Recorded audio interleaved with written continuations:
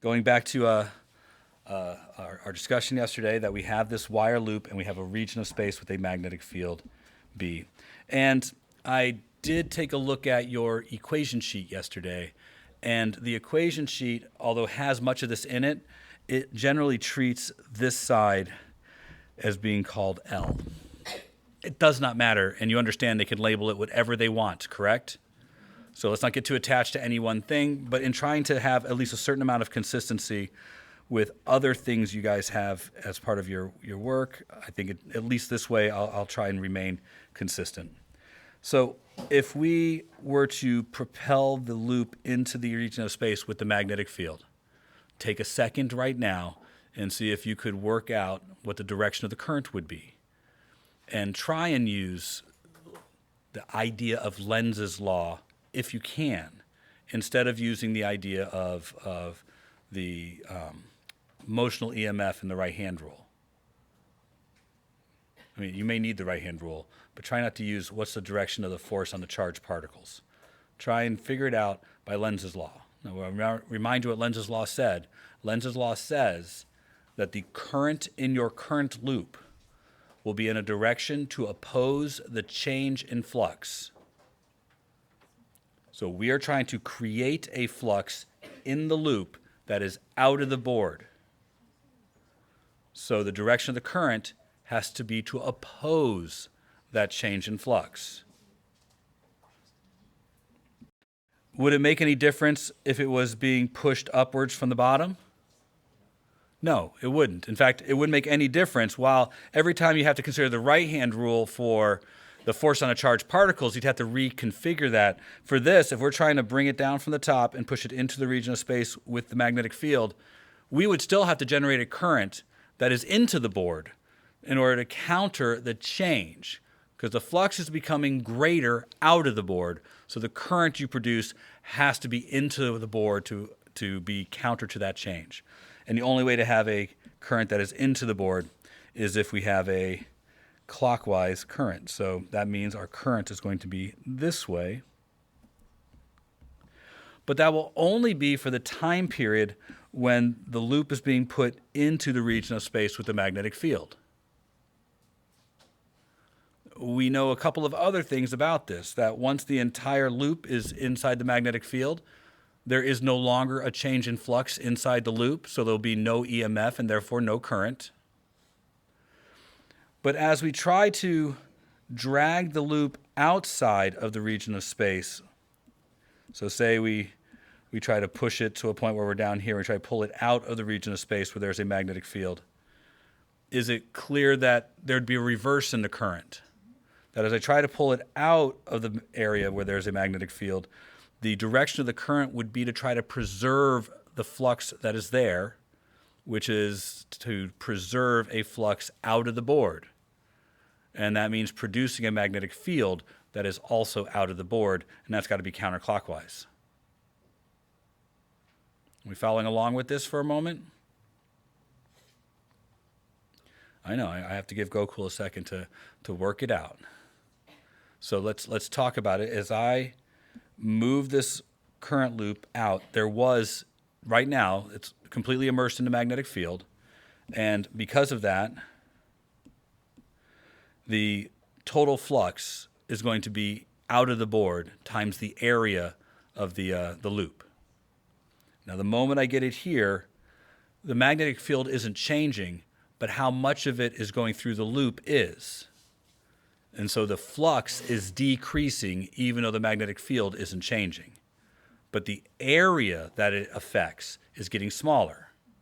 So in order to preserve the flux, I need to generate a magnetic field that is out of the board to try to compensate for the lost flux by pulling that loop out of the magnetic field. And the only way to generate a magnetic field out of the board is to have a current that is in this direction. I'm sorry, a current in this direction, there, which is counterclockwise. Right? Out of the board. Gokul's still working it out. We doing okay there, Gokul? You getting it? But then the moment that there is absolutely no change in flux, this current dissipates immediately. So here's what I said to you that this is kind of like inertia for circuits. And it's hard to understand all of that right away, but we are building towards something called inductance. So I'm going to keep using this phrase, inertia for circuits. And we've seen this a little bit before with capacitors. And we've noticed that with capacitors, you can switch off a power source, but it doesn't mean the current disappears immediately. If there's power stored in the capacitor, it will still dissipate perhaps through your resistor if you set your circuit up correctly. And so we've had circuits like that where the capacitor acts to prevent a sudden change in the current of a circuit. So imagine a circuit, I don't think I have to do this, but imagine a circuit like this.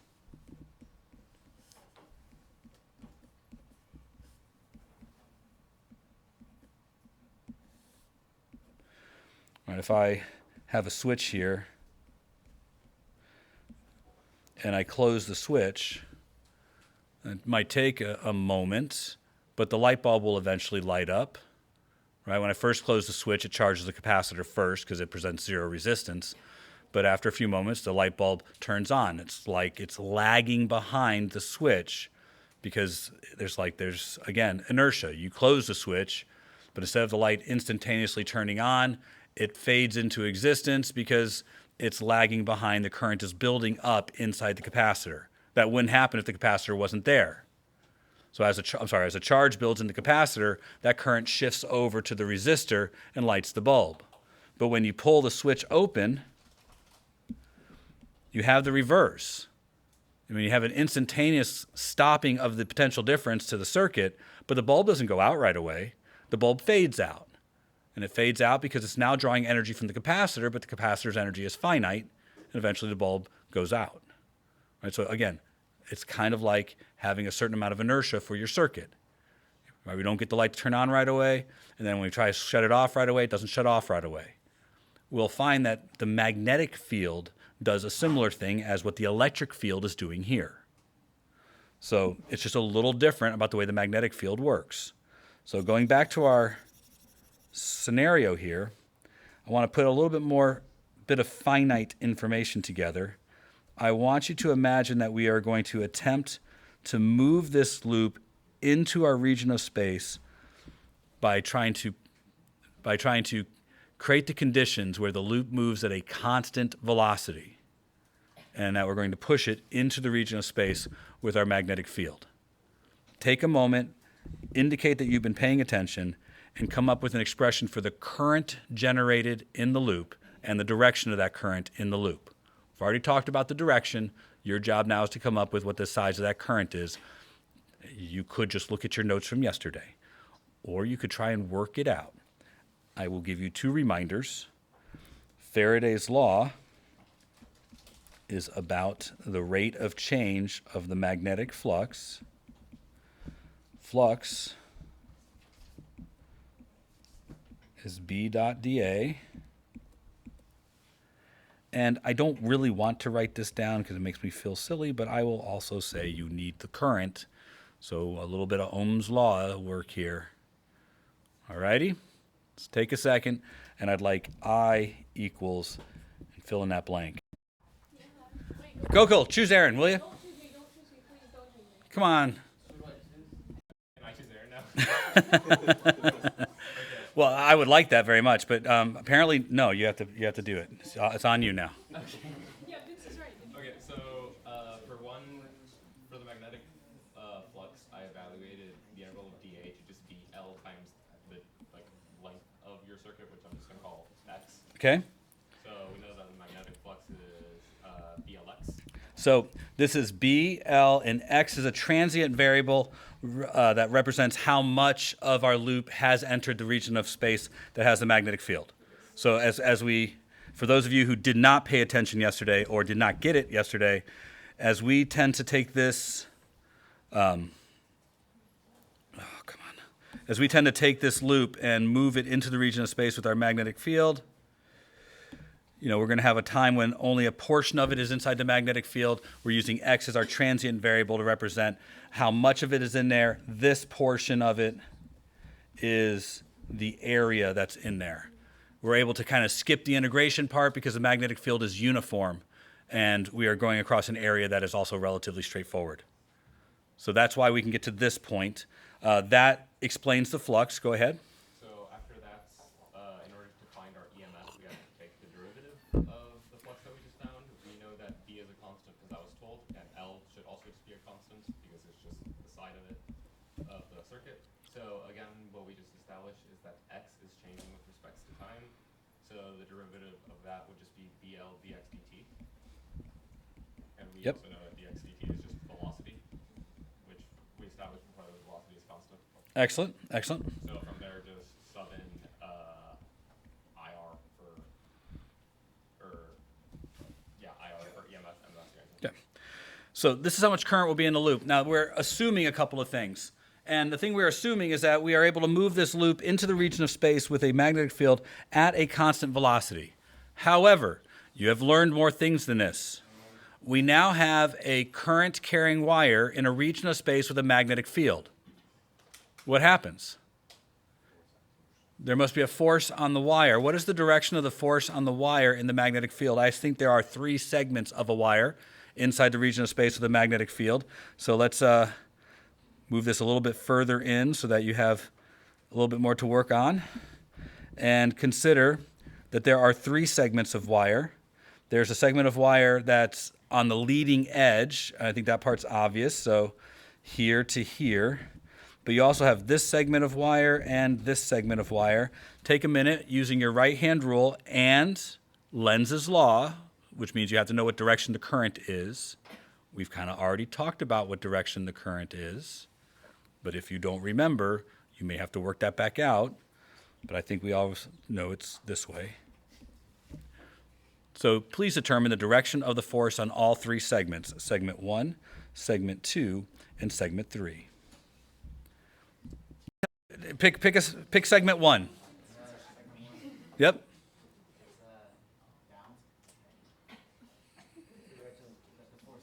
Okay. Everybody agree? Force is down? Yeah. Force is down. Okay. Aaron, can you do one of them? You got one of them? Come on, Aaron, you can do it. I believe in you. Which segment you want to do? 3. All right. Is it also down? Oh, wait, sorry. No. It's.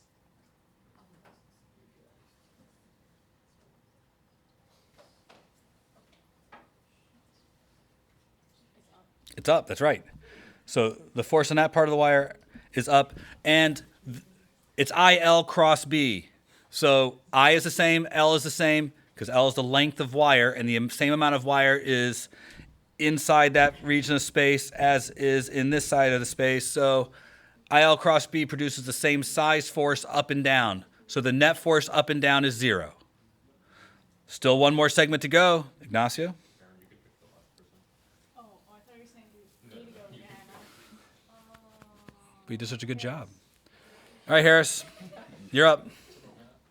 The force would be to the left. That's right.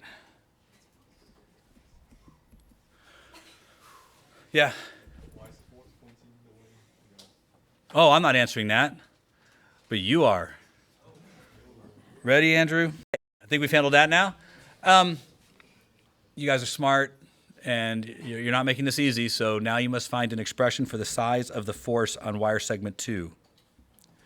I don't care about the size of the force on wire segment 1 and 3. Those balance to 0. But I do want to know the force on wire segment 2. This is not hard. So just pick your head back up from the desk, and you can do it.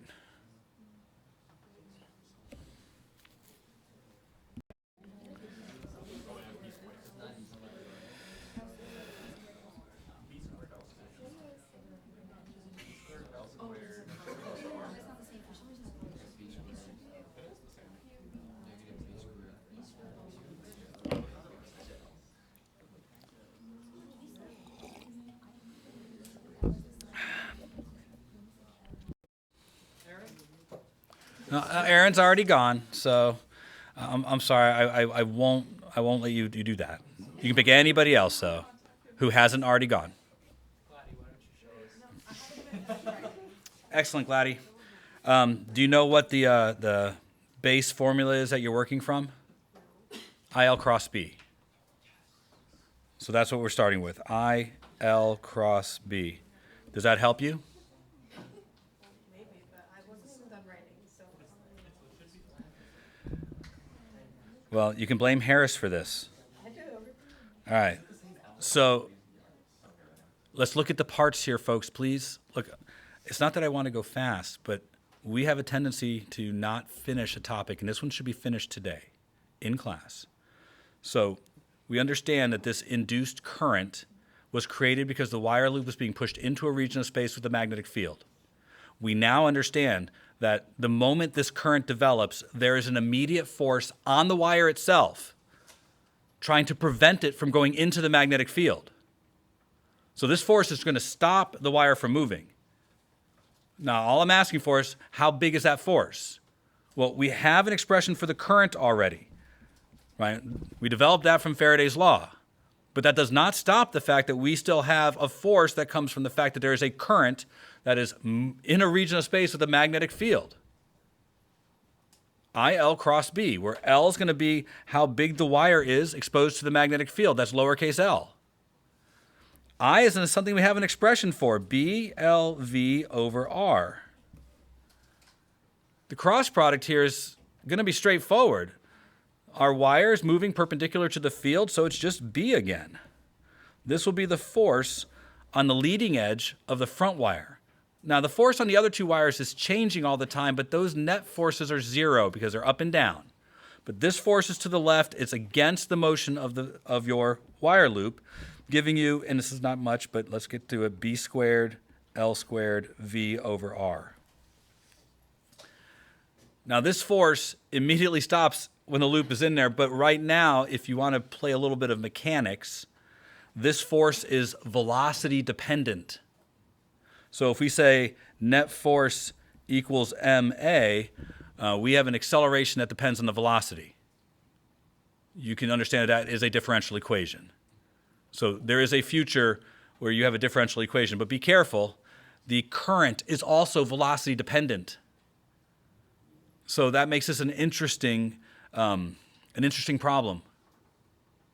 But I also want to go one step further. What that really means is you don't get something for nothing. You can't just give the wire loop a push and it will just start generating power whenever it enters a region of space with a magnetic field. That would create the possibility of infinite energy. What this is telling you is that nature works in one direction. Now, you can get electrical energy, but it's going to have to come from somewhere. So you gave this thing some kinetic energy.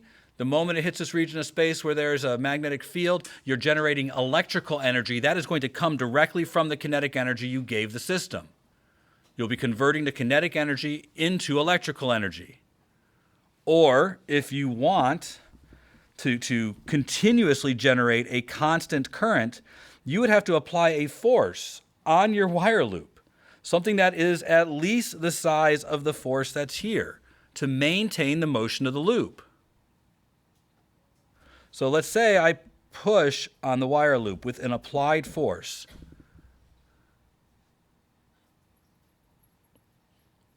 You good so far? Well, if I do that, the power that I have to apply would be FA times V. This is how you calculate power in a situation where you have a continuous force required for movement. It's force times velocity. So like the power of your car engine. Generally, when it's at 50 miles an hour, the net force on the car is zero because you're fighting friction and air resistance and all that, but it's not like the engine isn't pushing on the car the whole time. It is. And you'd calculate how much power is required by just force times velocity. Well, this tells me that we could calculate how much power is required to push the wire in, right? The mechanical power would come just by replacing FA here with the amount of force that's being acted on the wire, because we know the net force on our wire loop is zero. So the applied force has to be B squared L squared V over R. Except you guys are smart. Although this would give us the power that we would have to apply to the system. Right? I just got to substitute in here. And if I substitute, I'll get b squared, L squared, V squared over R. You also do know that power is I squared R, right? Is that not also true? Right? The electrical power. This is the physical or mechanical power. So this is what you would have to deliver to the wire loop. This is you pushing on the wire loop, right? So this would be the mechanical power you're giving the system.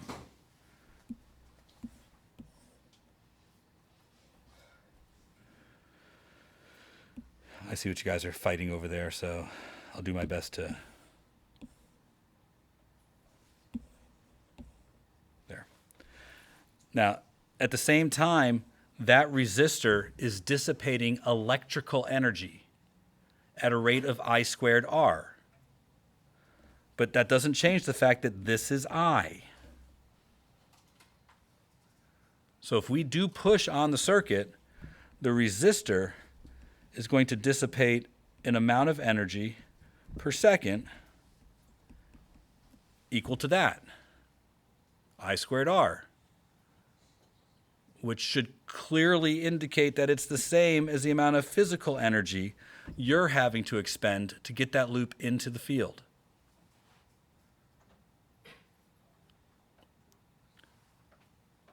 When I said that this is like inertia for circuits, it's real. There's a force there. You have to overcome this force in order to allow that loop to continually move into the region of space with your magnetic field. And if you want to get that loop out, well, what do you think is going to happen when you try to pull the loop out of the field? You think the force is going to push the loop out? Or do you think you'll have to fight against the loop to get it out of the field?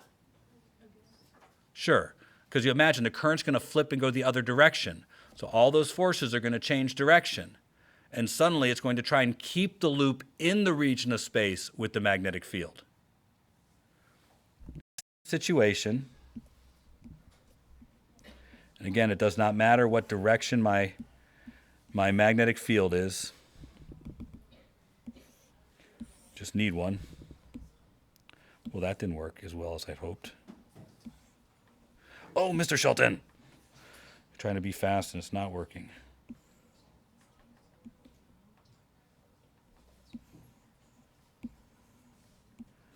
So imagine having a loop of current like this, and maybe you decide you want to use the force of gravity to pull it downwards. Not an unreasonable thing to want to do. The moment this system hits the region of space with the magnetic field, what will the direction of the force on the loop be? It's got to be up, right? It's got to be. You should prove it. You should make sure you know why, but it has to be up.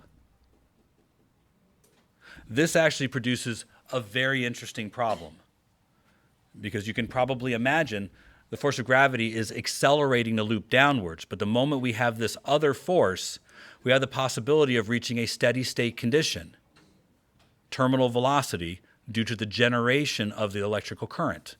This would act like a drag force. It's clearly velocity dependent, right? We already saw that the current produced is velocity dependent.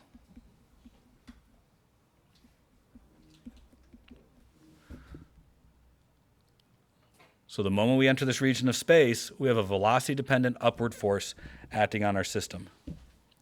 This sounds like a drag force.